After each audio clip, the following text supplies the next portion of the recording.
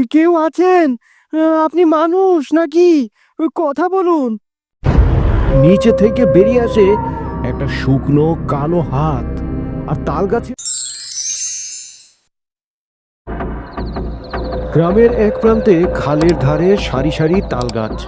গ্রামবাসী একে বলে তালতলা। দিনে জায়গাটা শান্ত, কিন্তু রাতে গাছগুলোর পাতার ফাঁকে ফাঁকে নাকি ফিসফাস শব্দ শোনা যায়। কেউ বলে ওটা বাতাস, আবার কেউ বলে ওগুলো মৃতদের কণ্ঠস্বর। ভাই, তুই আবার তালতলার দিক দিয়ে যাচ্ছিস? মানুষ ওই পথ ধইরা যায় না এখন। গত সপ্তাহে তো রহমত কাকার গরু হারাই গেল ওইখানেই। তুই ভয় পাইস না হালিমা। গরু হারাইছে মানে এই না ভূতে খায়া ফেলাইছে। এইটা কপালের দোষ। তালতলাতে গাছপালা ভর্তি জায়গা, হয়তো গরু হারাই গেছে। তুই যেভাবে এইসব কথা বলিস না ভাই, আমার বুক ধড়ফড় করে। রাতের সময় ওই গাছগুলো দেখছিস না, কেমন ভয়ানক লাগে। ভয় পাইস না বোন, ভয়ও একরকম পরীক্ষা। সবাই ভয় পাইলে কেউ কিচ্ছু জানতে পারবে না। আমি আজিম চাচার কাছে যাবো, উনি নাকি জানে তালতলার পুরনো কাহিনী। তুই সাবধান থাকিস ভাই, ওইখানে যাওয়া মানুষ নাকি বদলায় যায়। রহিমের মনে কৌতূহল জাগে। তালগাছেরা যদি সত্যি কথা বলে, তবে তারা কি বলে? এই প্রশ্নের উত্তরই তাকে নিয়ে যায় এক ভয়ঙ্কর সন্ধ্যার দিকে।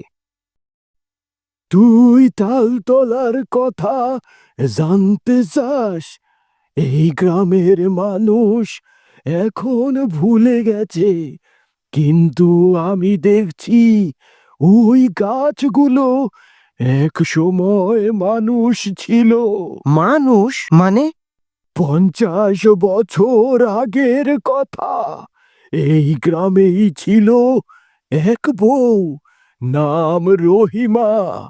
ওর স্বামী তালতলার পাশে মাটি কাটার কাজ করত। একদিন হঠাৎ হারিয়ে গেল, কেউ আর তাকে খুঁজে পায়নি। বউটি কান্না করতে করতে তালতলার পাশেই বসে থাকতো। এক রাতে বজ্রপাত হয়, আর সকালে দেখা যায় একটা নতুন তাল গাছ ওখানে গজায়। তারপর প্রতি বছর যতবার কারো মৃত্যু হতো, ততবার একটা করে তাল গাছ বাড়তো। চাচা, আপনি কি সিরিয়াস? গাছ আবার মানুষ হইতে পারে নাকি? রহিম, তুই বিশ্বাস না করলেও হইব, কিন্তু রাইতের বেলা ওইখানে দাঁড়াইয়া শুনিস, পাতার ফাঁকে কারো কান্নার শব্দ আসবো। ওইটা হাওয়া না, ওরা কথা কয়। তাইলে আমি আজ রাইতেই যামু, নিজের চোখেই দেখি। না, ভুল করিস না বাপ। ওরা মানুষের চোখে দেখা জিনিস না। যদি তারা তোরে চিনা ফেলে, তখন তুই আর ফেরত আসতে পারবি না। রহিম কিছু বলে না।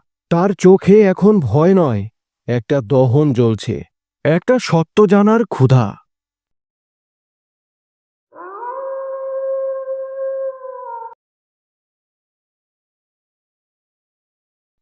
চাচা মিথ্যা কথা কইতেই পারে না, কিন্তু ভয়ও তো রাখতাছে না। রহিম, এই রহিম। কে কে কে কে কে কে কে কে- কে আছে ওখানে?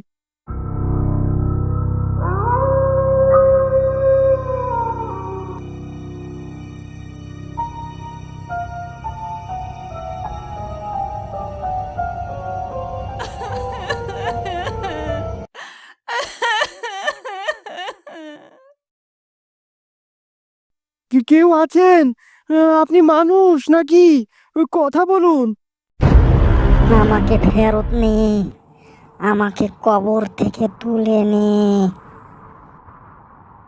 রহিমের বুকের ভেতর থর থর করে ভয়ে, কিন্তু সে পালায় না। তার সামনে মাটির নিচে থেকে বেরিয়ে আসে একটা শুকনো কালো হাত, আর তালগাছের ছায়া নড়ে ওঠে যেন জীবন্ত কোনো প্রাণী।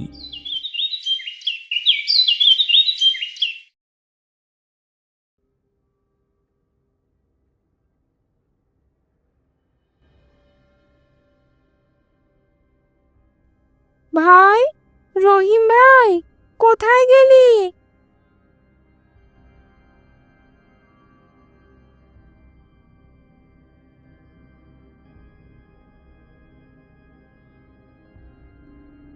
ভাই, তুই ঠিক আছিস? ওরা কথা কয় হালিমা, আমি শুনছি, সারা রাত ধইরা শুনছি। ওরা চায় শান্তি। ওরা বলে নিচে মাটির ভিতরে অনেক কবর আছে, যেগুলায় কোনো নাম লেখা নাই। ওরা আলো চায়। তুই ভয় পাচ্ছিস না ভাই? ওটা তো ভূত। ভূত না, তারা মানুষ যারা হারায় গেছে। আমাদের ভয়ই তাদের বন্দি কইরা রাখছে। আমি চাইতাছি ওগো জন্য একটা প্রদীপ জ্বালাইতে।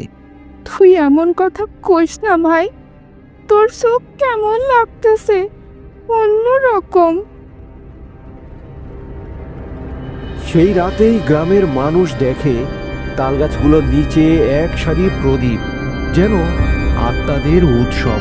আর রহিম সকালবেলায় আর কেউ তাকে খুঁজে পায়নি, শুধু নতুন এক তালগাছ গজায় তালতলার মাঝে। আরেকটা গাছ বাড়লো, মানে আরেকটা আত্মা শান্তি পাইলো। তালতলা আজও আছে। রাতে গেলে বাতাসে এখনো ফিস ফিস করে কেউ বলে, আমরা ছায়া না, আমরা গল্প, যারা বেঁচে আছে পাতার ফাঁকে।